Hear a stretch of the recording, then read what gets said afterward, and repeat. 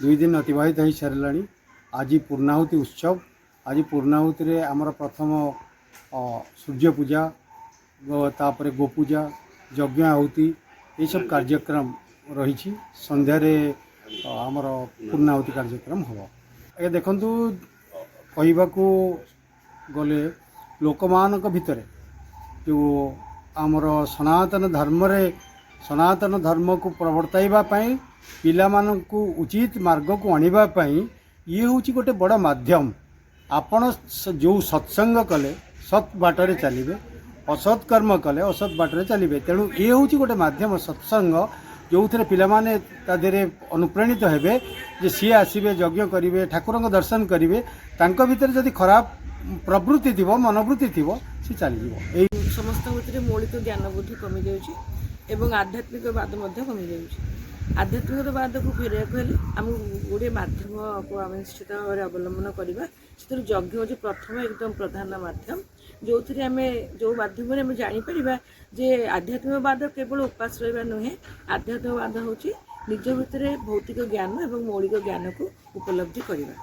यही आम एथिकार वार्ता रज्ञ माध्यम समस्त सब लोका अमला भवंती यज्ञेन लोका अमृततमाप्नुय यज्ञेन पापेरि बहुभी विमुखता प्राप्नोति लोकान परमस्य विष्णु।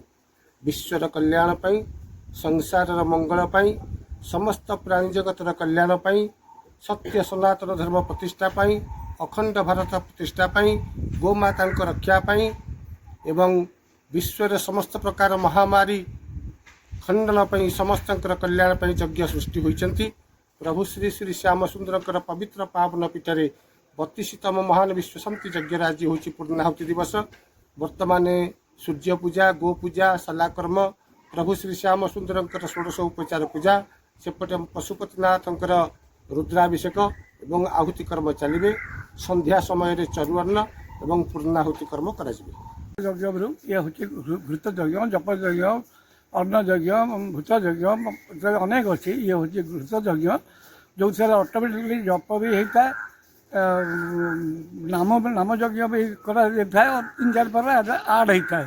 तो यज्ञर उद्देश्य कौन कहीं यज्ञ करा जाए काले वर्षतु पर्जन्य पृथ्वी शस्यशालिनी देशोऽयं क्षवरहितो ब्राह्मणा सन्तु निर्भया अपुत्रा सन्तु निरामया सर्वे भद्राणि पश्यन्तु मा कश्चित् दुःख भाव भवे। पृथ्वीर जलाभाव क्षुधा दूरण करने अनेक जीव जगत बंची रहा सुखरे बचाई यज्ञर आयोजन बहु पूर्व मुंडू सिंह राजा मैंने कर समय सेबेकार समय बहुत अंतर।